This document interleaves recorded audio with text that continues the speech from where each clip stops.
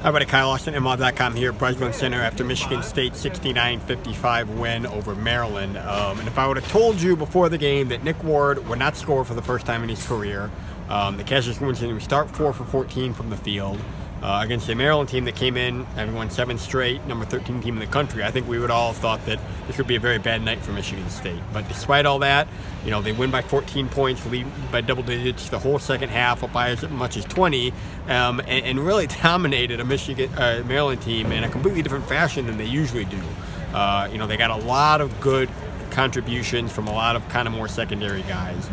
Kenny Goins, 14 points, 10 rebounds. Matt McQuaid, Aaron Henry, Xavier Tillman, all in double figures. A lot of these guys really stepping up, giving Michigan State more on a night they really needed it. And you combine that with a very good defensive effort, holding Maryland at 34% shooting.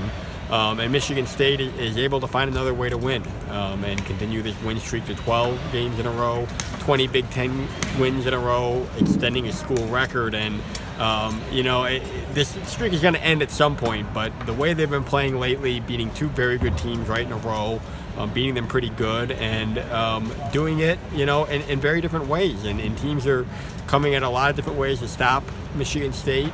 You would have thought that Maryland did what it wanted to do in the first half. It basically took Nick Ward out of the game. It did some things defensively to slow down Cassius Winston. He was 1 for 5 from three-point range.